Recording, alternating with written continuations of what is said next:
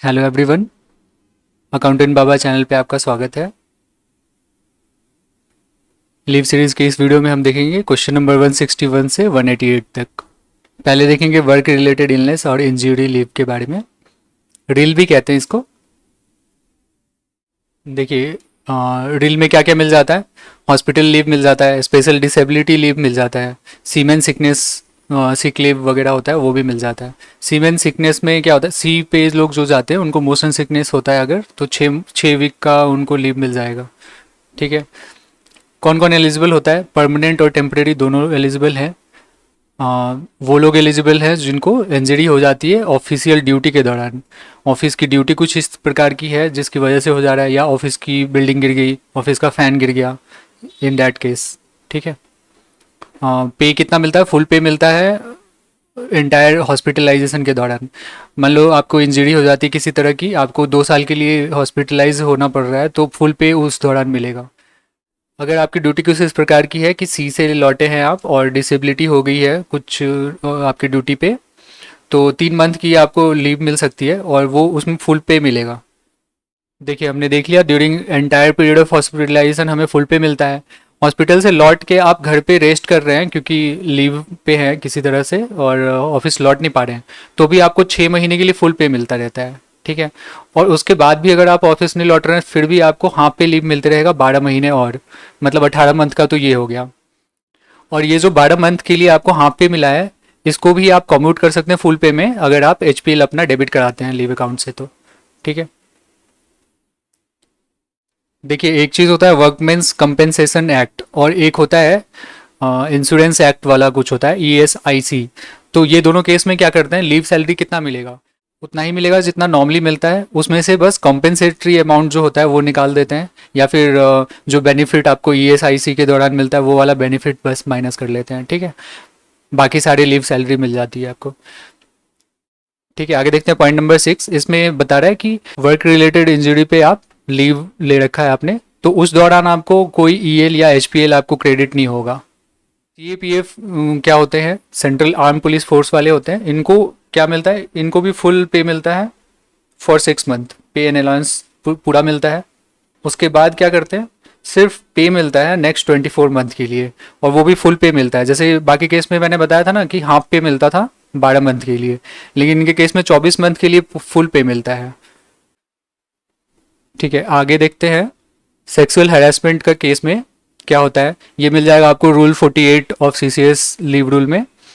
अगर aggrieved female है कोई जिसने कंप्लेन किया है किसी के खिलाफ सेक्सुअल हैरेसमेंट का, उसको 90 डे का लीव मिल जाता है जब तक कि इंक्वायरी पेंडिंग है उस दौरान। ठीक है।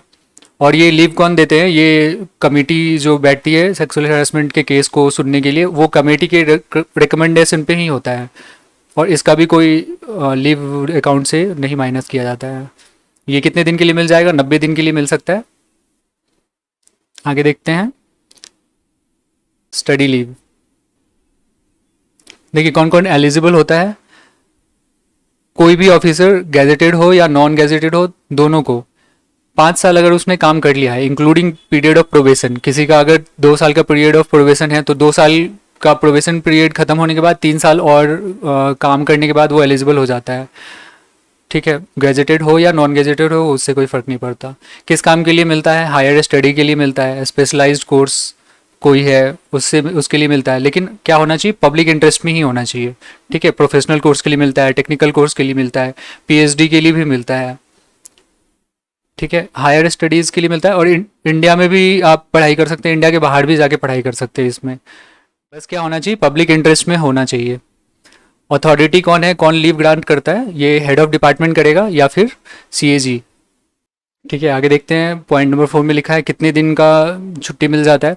36 मंथ का मिल जाता है, 36 मंथ का मिल जाता है सेंट्रल हेल्थ सर्विस ऑफिसर के लिए। ठीक है, सीएचएस ऑफिसर्स होते हैं, मेडिकल से रिलेटेड है, उन लोगों को मिल जाता है 36 मंथ के लिए, और बाकी लोगों को मिलता है 24 मंथ के लिए। इंटायर सर्विस में आपको 24 मंथ का स्टडी लीव मिल सकता है। आप एक बार में लेना चाहते हैं एक स्पेल में तो भी मिल जाएगा, या अलग अलग स्पेल में भी ले सकते हैं। आगे देखिए 5 नंबर में बता रहा है कि किसको नहीं मिलेगा। देखिए, अगर आपका रिटायरमेंट होने वाला है छुट्टी से लौटने के 3 साल के अंदर तो आपको नहीं मिलेगा। और CHS वालों के केस में क्या है, 5 साल के अंदर। CHS वालों के केस में 36 मंथ का दे रहे थे ना छुट्टी, तो इनके केस में यही है 5 साल अंदर अगर रिटायरमेंट होना है, लौटने से 5 साल के अंदर अगर रिटायरमेंट होने वाला है तो नहीं देंगे, ठीक है। और दूसरा मैंने अभी बताया था कि अब्रॉड भी जा सकते हैं और इंडिया में भी ये कोर्स कर सकते हैं, लेकिन वही है कि इंडिया में अगर कोर्स अवेलेबल है तो अब्रॉड में आपको अलाउ नहीं किया जाएगा। Course fee not paid by government, government नहीं पे करती है, आपको खुद कोर्स फी पे करना पड़ता है। किस तरह का लीव आपको कॉम्बिनेशन में मिल सकता है स्टडी लीव के, तो किसी तरह का भी लीव आपके अकाउंट में है वो मिल जाएगा। एक्स्ट्रा ऑर्डिनरी लीव भी ले सकते हैं आप, लेकिन मैक्सिमम पीरियड ऑफ एब्सेंस कितना होना चाहिए, 28 मंथ का होना चाहिए कंटिन्यूअस, ठीक है। तो हम देख रहे थे कोर्स, अगर मान लो 2 साल का कोर्स है तो 2 साल का तो वैसे भी मिल जा रहा था, ठीक है, 24 मंथ का मिल जा रहा था, 4 महीना और एक्स्ट्रा आप ले सकते हैं कंटिन्यूएशन में, ठीक है। 36 मंथ का मिल जाता है PhD के दौरान, अगर PhD करना है, PhD थोड़ा लंबा होता है तो 36 मंथ का मिल जाता है। और CHS वालों को भी 36 मंथ का मिल रहा था, क्योंकि उनको भी नॉर्मली PG के लिए मिलता है, MD के लिए मिलता है, उन लोगों का कोर्स थोड़ा लंबा होता है, 36 मंथ उनको भी मिल जाता है। अच्छा, एक चीज़ और है, अगर कोर्स मान लो आपका 1.5 साल का ही है तो आपको 2 साल का नहीं मिलेगा, 1.5 साल का ही मिलेगा। कोर्स के ड्यूरेशन से ज़्यादा लंबा स्टडी लीव नहीं ले सकते हैं। आगे देखते हैं लीव सैलरी कितना मिलेगा। पे last drawn plus DA plus HRA, ये तीनों मिल जाता है। पे मिल जाता है, DA भी मिलता है, HRA भी मिलता है, TA नहीं मिलता है। TA कभी मिलता है अगर स्पेशल सर्कमस्टांसेस में प्रेसिडेंट ने अलाउ कर दिया तो TA मिल सकता है, ठीक है। स्टडी अलाउंस नहीं मिलता है।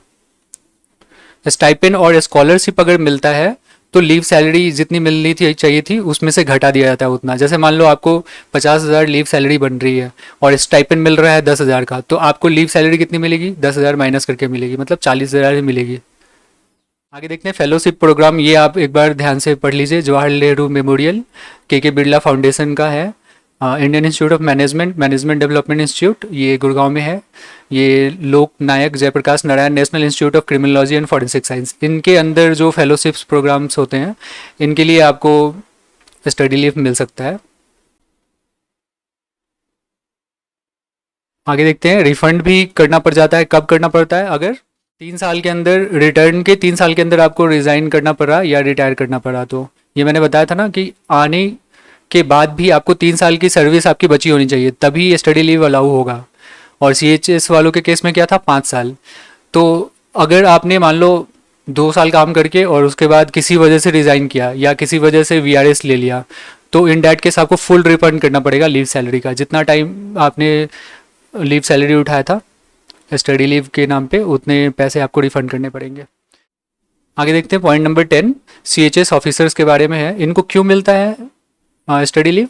PG डिग्री के लिए मिल जाता है या डिप्लोमा कोर्स के लिए भी मिल जाता है। डिप्लोमा कोर्स रिकॉग्नाइज होना चाहिए नेशनल बोर्ड से या फिर मेडिकल काउंसिल ऑफ इंडिया से, ठीक है। PG अलाउंस भी मिलता है इनको अगर मेडिकल काउंसिल ऑफ इंडिया ने रिकमेंड किया है। तो क्या मिल रहा था, HRA मिल रहा था, DA मिल रहा था और लास्ट पे ड्रॉन जो था वो मिल रहा था। TA नहीं मिल रहा था, TA तब मिल रहा था जब प्रेसिडेंट अलाउ कर रहे थे, ठीक है। स्टडी अलाउंस नहीं मिल रहा था। और CHS के केस में क्या मैंने बताया अभी, CHS के केस में PG अलाउंस भी मिल जा रहा है अगर मेडिकल काउंसिल ऑफ इंडिया ने रिकमेंड किया है तो, ठीक है। ठीक है, जल्दी से अब MCQ देख लेते हैं।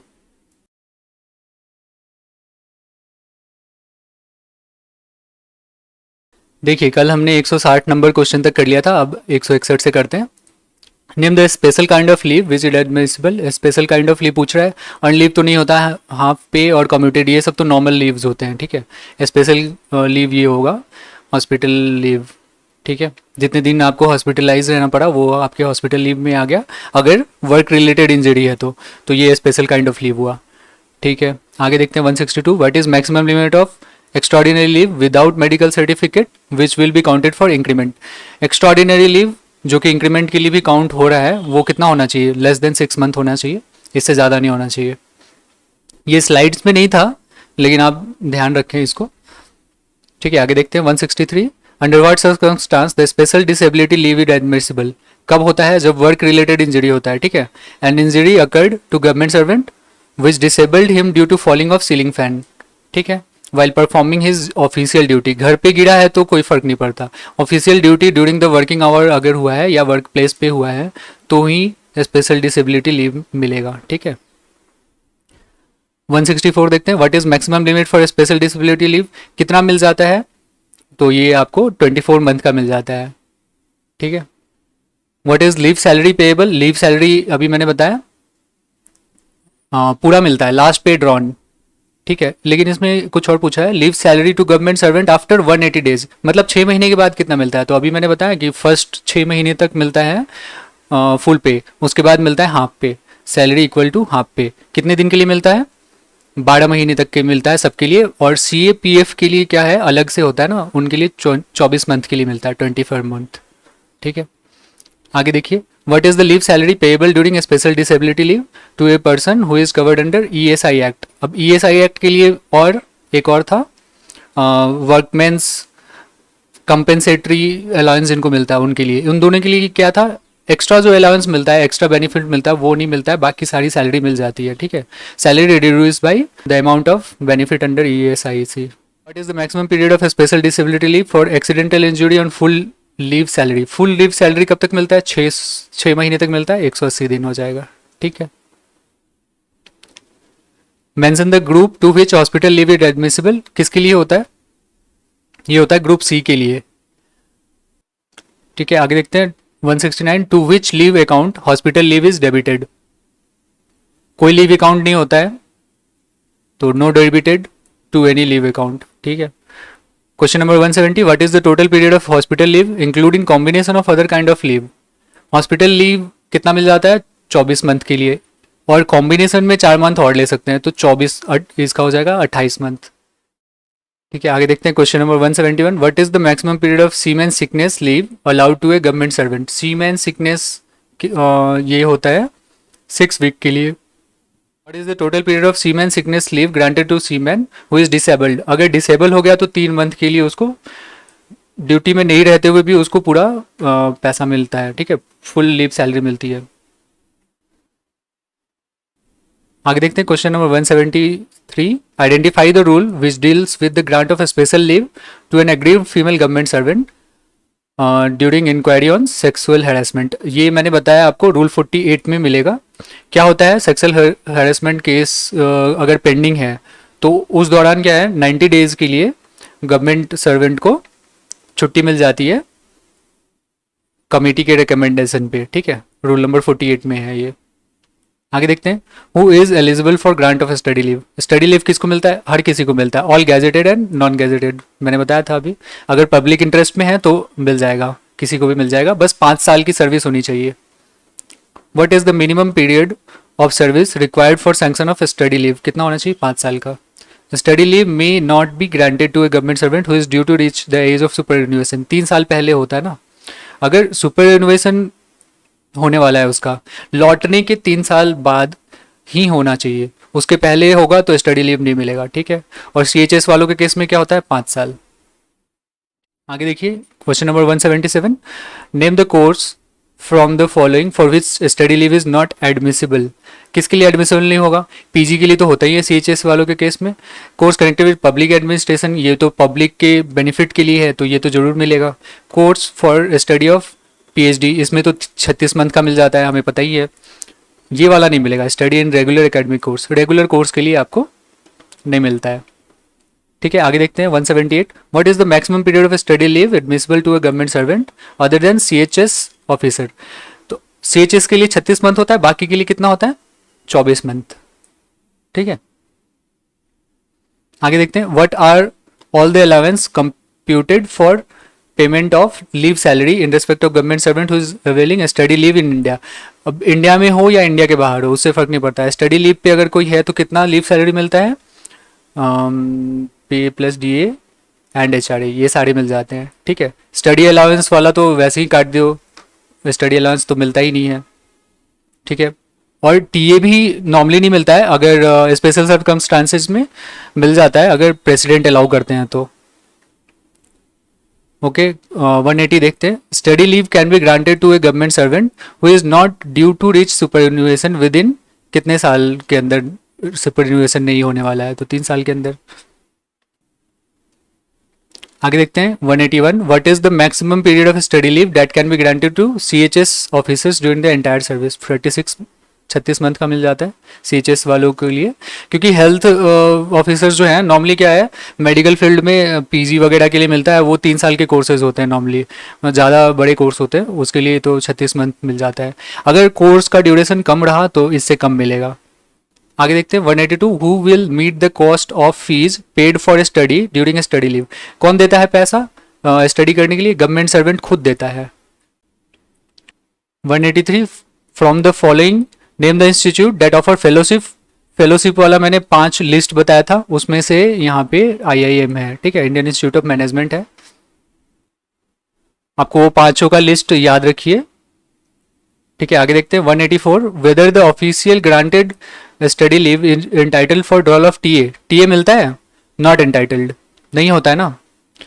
इंटाइटल्ड इन एक्सेप्शनल सर्कमस्टांसेस, तो ये भी हो गया एक्सेप्शनल सर्कमस्टांसेस में इंटाइटल्ड होता है अगर प्रेसिडेंट ने अलाउ कर दिया। पार्सली इंटाइटल्ड ये तो होगा नहीं, तो इसका आंसर हो जाएगा बोथ ए एंड बी, ठीक है। इंटाइटल नहीं है, और इंटाइटल है भी अगर एक्सेप्शनल सर्कमस्टांस है। एक्सेप्शनल सर्कमस्टांस क्या हो जाएगा? वो प्रेसिडेंट ने अलाउ कर दिया तो, ठीक। 185 देखते हैं what is the maximum period of absence allowed in continuation of study leave. Study leave के कंटिन्यूएशन में कितना एब्सेंस टोटल हो सकता है? तो ये 24 मंथ तो स्टडी लीव का खुद मिल जाता है, लेकिन उससे एक्स्ट्रा भी मिल सकता है। अगर कंटिन्यूटी में आपको मिलेगा तो 28 मंथ हो जाएगा इसका आंसर, 4 महीने का एक्स्ट्रा भी मिल जाता है, ठीक है। 186 देखते हैं what is the maximum period up to which study allowance can be sanction. Study allowance तो मिलता ही नहीं है, स्टडी अलाउंस नॉट एडमिसिबल। आगे देखते हैं 187 name the allowance which is not admissible during study leave. Study allowance नहीं मिलता है, ये भी मिलता है ना एक्सेप्शनल सर्कमस्टांसेस में। ये था हमारा लास्ट क्वेश्चन। वीडियो में बने रहने के लिए आपका धन्यवाद। आपका दिन शुभ रहे।